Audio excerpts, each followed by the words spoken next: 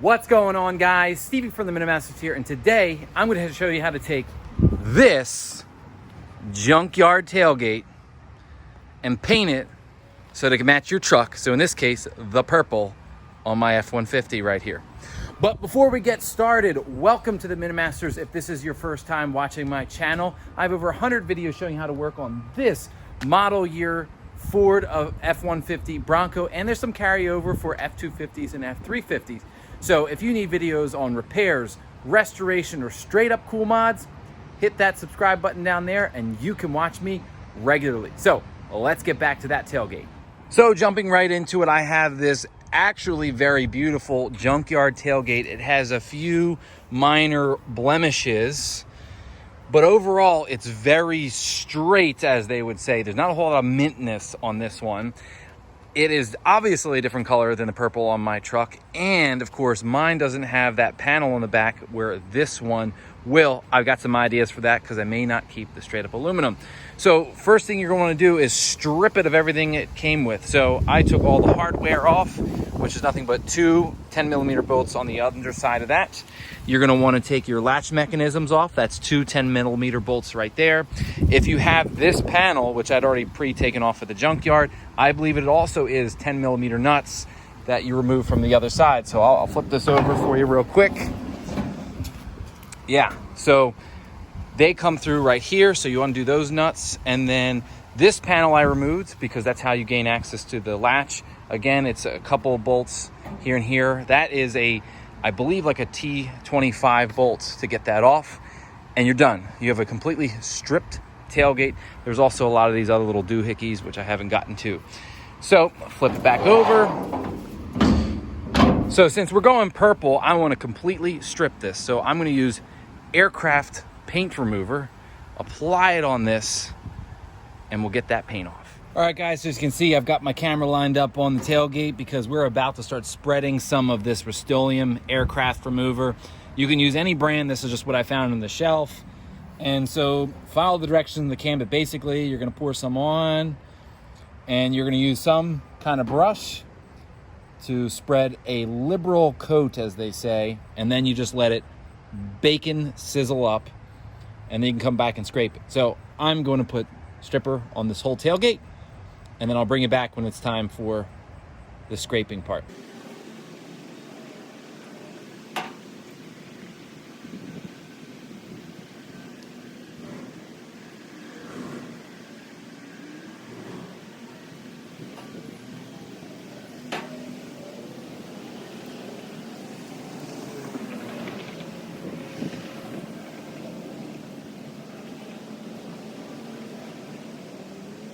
All right, guys, so it has been several hours, and as you can see, we're actually getting good lift in some areas.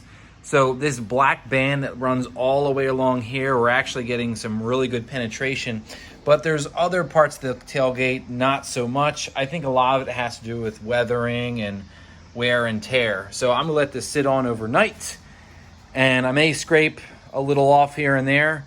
Otherwise, I'll be back at it again tomorrow. All right, guys, so it's next day. We are back at it. So when I left this, I had the chemical stripper sitting on this thing, and I left it overnight, actually. And I kind of monitored it here and there. I really wasn't happy with the performance. It did really well lifting a lot of the black paint here, this kind of decorative strip. I don't know why that is, but some of this other silver here really didn't peel up. Areas that were already dented and nicked or already kind of rusting, that lifted up really well, but anything really solid, it stayed. So today I used this abrasive wheel here, and I tried scuffing the whole thing. As you can see, there are scuff marks all up and down the tailgate, and my hope was that with the surface scuffed, the aircraft stripper would actually work. It doesn't say that in directions, but thought I'd experiment with that. Didn't work any better. So I'm gonna go full tilt here with the Eastwood Contour SET. It's a fantastic machine. I've used it just a few times. I've got this really gnarly stripping wheel here, which I'm hoping will make quick work of this tailgate. So I'm gonna get started on that.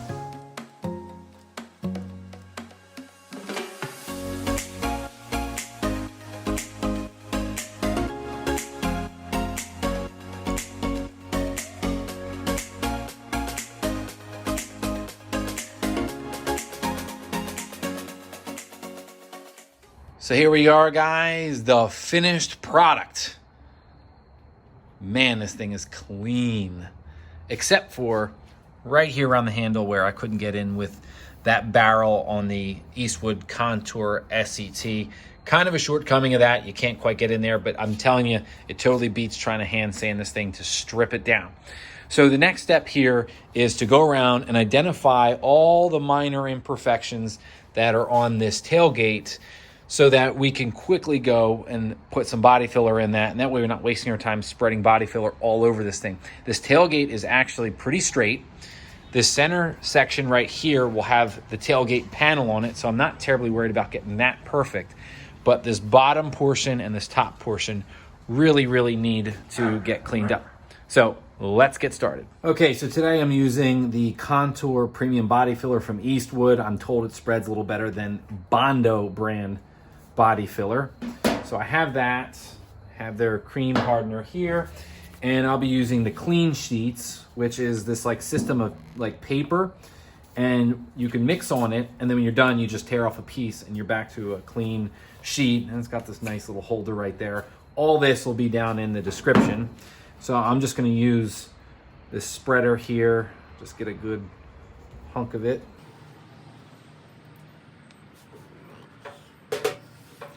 Scrape that clean. Okay. So then I'm gonna take a little bit of this. Now the directions say use 2%, this to that. Now, generally speaking, I interpret that as like a line, and then I'm probably just gonna see what the color looks like. This stuff is supposed to kind of have like a green look to it. See, the cool thing about this board, you kind of hold it, it's nice and stiff.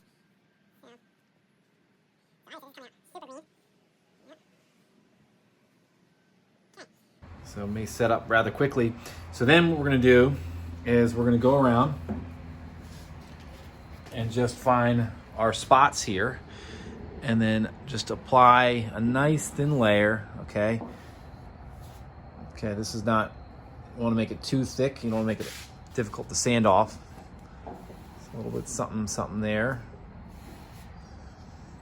And then basically I'm just gonna go around, fill in all the little dents, let it cure, and we'll be ready for sanding.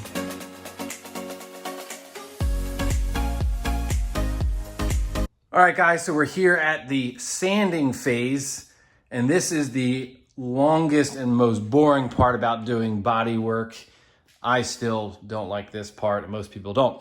So basically what I have is we have our body filler, it's applied in select areas. I try to keep it thin because it's easier to sand it when it's thin. It is a little heavy on certain areas, and of course I dripped and whatnot. So basically what I'm gonna do is I'm gonna go around and find areas that I wanna start to sand. So I took the liberty of starting right here as an example, and I started sanding this, okay, until I felt like I had blended the whole thing to the steel, okay? Now, look at this one. This one isn't fully sanded, but you'll notice you can kind of see an edge.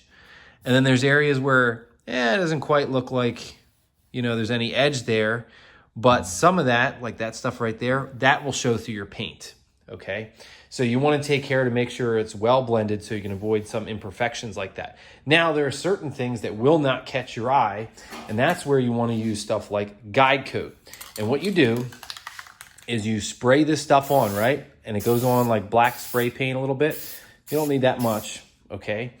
And the idea is that when you sand,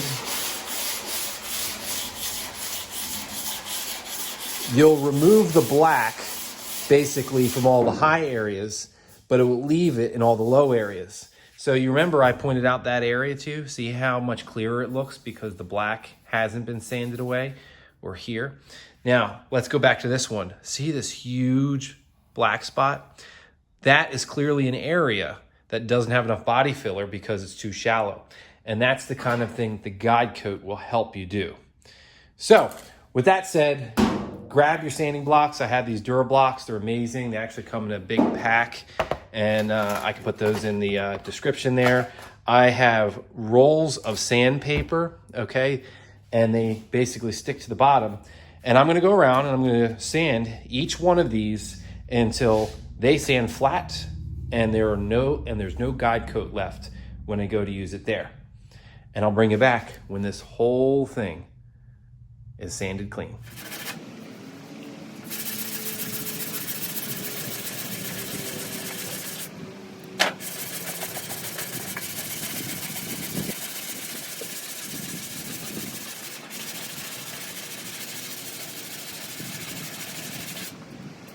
All right, guys, so as you can see, I've done quite a bit of sanding, and we've kind of narrowed it down to a few areas that I need to go back and touch up. So as you can see here, the guide coat has showed me a low spot here. There's a low spot there, a bit of a low spot there.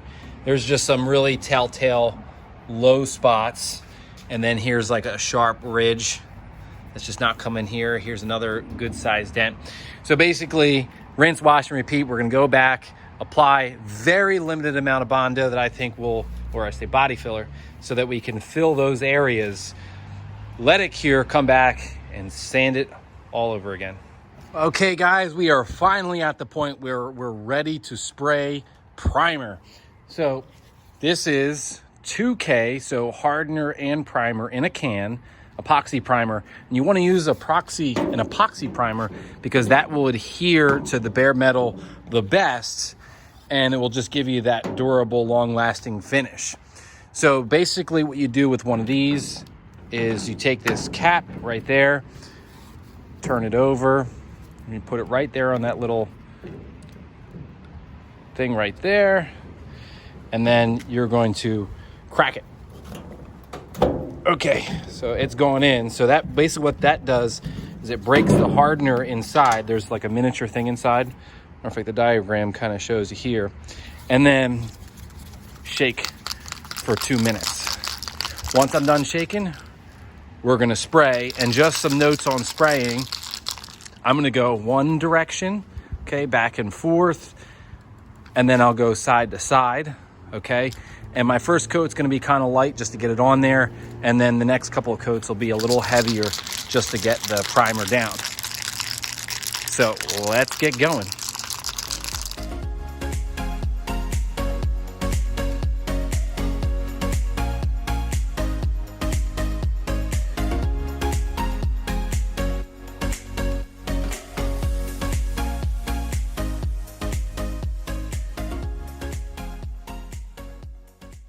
All right, guys, so here's 1 can of that 2K primer, and it's definitely not enough. As you can see, there's some areas that still need some paint there, okay?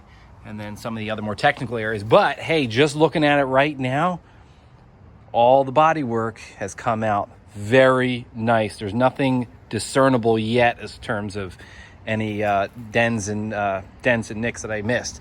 So I'm gonna grab another can, shake it up for 2 minutes, do the same thing all over again, and just, again, rinse, wash, and repeat until I think I've got a good coat of primer on this. I may end up using that 3rd can I have there. Also, just a side note, before I started spraying, I wiped everything down with the pre-painting prep from Eastwood, using just some like lint-free, low lint kind of rags there. I also use a tack cloth before that, and then I spray and touch everything using gloves from there on out. The oils is what's gonna make your paint release. So, okay, back to the priming. All right, guys, here is our fully 2K epoxy primer tailgates. And as you can see, the reason why we're not gonna stop here as far as primer, because you can just see kind of how tiger striped it is. And there are some imperfections in the spray paint quality. As you can see there, that's just not gonna finish well. So at this step, we're gonna break out the 320 grit sandpaper. We're gonna sand this thing kind of on the lighter side, but mostly try to knock down those imperfections. And then we'll be ready for our urethane primer. So for this step, I'm using my Durablocks once again, my 320 grit with the sticky back from Duragold. And 2 other things before I get started. If you get a bare spot in the steel like that, you'll wanna use self-etching primer. Basically, think of it as it etches itself to the steel, creating a better bond than standard primer. The other thing is you'll notice right next to it, little pinholes. You'll get those. in body filler, you'll just want to fill those with glazing putty, or if you have a high build primer, which I don't, and those will take those right out and they'll need a little light sanding. So I'm gonna get started and I'll bring you back when it's time for the 2K urethane primer. All right, guys, so I have sanded this with the 320 grit. And of course, I've had to do some light touching up where I sanded through the primer and got to the bare steel. That's where that self-etching primer comes in handy. So now it's time for the 2K urethane. So this is it. Same drill. Take this red cap right here, put it on the little nubby there, crush it, and that exposes the hardener on the inside, and then shake for 2 minutes, okay? Same thing, I'm gonna go side to side, top to bottom, making sure that I spray every little bit. Before you start spraying, make sure you use a tack rag. Tack rag it clean. I use the pre-paint prep to get my oils off earlier, and we are ready to go. So I'm gonna spray this thing, and then we'll come back.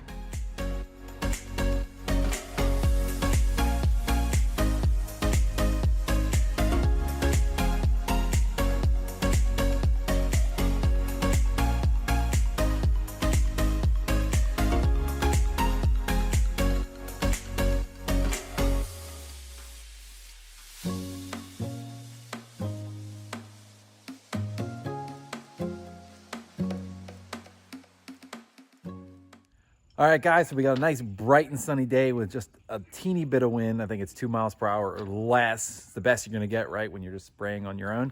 And I've got my tailgate sit out here in the sun. And since priming it and getting this smooth, I mean, it looks good. I'm gonna hit it with 400 grit very lightly and then hit it with 600 grit. And I'll finish with the 600, and then I'll start to spray the color. So this bright sapphire metallic, which is the purple on my truck, if you notice, it is, if you can see through the scratches, it is a metallic. And so when you spray metallics, you want to finish on 600 grit or higher. Even 800 grit's not bad. If you go lower, the metallic will get into the sanding scratches and you'll see it. So I'm gonna get sanding this, and I'll bring you back when it's time to spray. All right, guys, so I've finished sanding and I have wiped it down with pre-paint prep, and I've hit it with a tack rag. Oh, look at that. Someone just coming to ruin my paint. So at this point, the color is ready to go down. So I have paint from Automotive Touch Up over here, and it was actually delayed due to Hurricane Ida because the stuff comes from New Orleans, but this is color matched to that, and that's what's gonna go on the tailgate. So shake it up. Make sure you spray left to right, right to left, releasing the nozzle. When you get off, you don't want to make any directional changes while you're over your paint or you get a puddle. And then one thing I'm going to try different this time around is I bought this little spray gun handle thing. Hits the button for you. That way I'm not using my finger. So I'm going to get started, and we're going to put the purple on.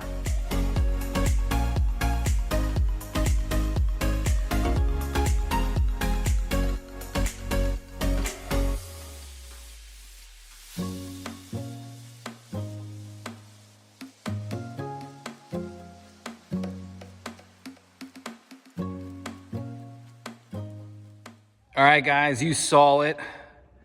Oh yeah, nice and purple. It's amazing what base color does. It looks so good. The clear will really make it come together. And just in case you heard people, I'm spraying this at my in-laws' orchard, so there are people around here picking apples and pumpkins. So anyway, according to the can, we let it sit for a full 30 minutes, and then I can come back and I can do the clear coat. Now, you want to do your clear right after your base coat, because then they can adhere to each other and it makes a stronger bond. At least that's what I've heard and been told. So I like to follow that religiously, because clearly when they did these things from the factory, it lasted a really long time. So I'll stick with conventional wisdom. Now, I will say by no means is this a perfect process. You've probably seen me do a few odd things while I'm spraying. One, I had a drip come off the can right there. And believe it or not, at one point you saw me move the tailgate in farther on the sawhorses. This overhead door here, there's dirt falling from it, and some of it has fallen into my finished paint, which is a real bummer because you want this thing to be perfect and all, but hey, I mean, this is what I have to work with right here, the machine shed. Got a couple other nice things back there. So what can you do? It is a tailgate for a truck. I do live and work and drive this truck every day. So I just tell myself, hey, so I'll bring you back when it's time to put the clear on. All right, guys, so we've waited 30 minutes. It is time for the 2K clear. And what I mean by that, it is clear coat and a hardener in one can. So you'll see there is the red cap right here in the end of the can. You'll take that and put it on the little dimple right there, the bottom, and you will crush it. And that crushes a capsule inside of the hardener. And then you shake for 2 minutes and it's go time. Let's put the clear on.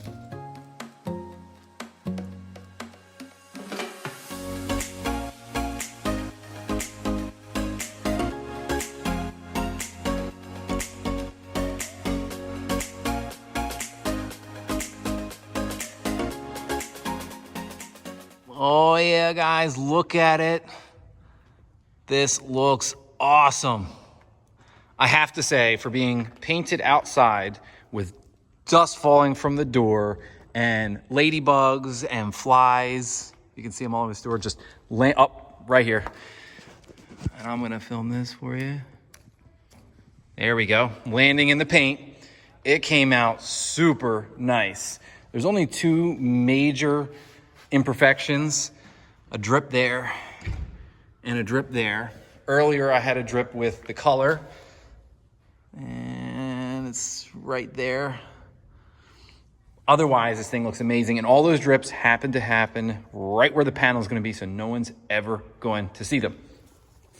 So there you go, guys. That is how you fully restore a junkyard tailgate, from stripping to bodywork, sanding, priming, color, and clear. That's how you transform your tailgate. So a few things. I already have a video on how to put all the hardware on, so I won't be filming that today.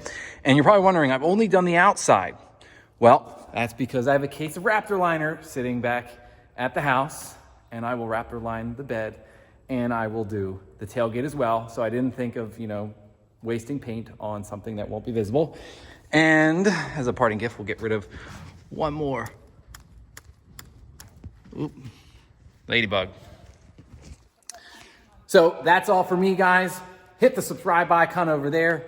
Check out some of my other videos. I'm Stevie from the Minute Masters. Thanks for watching.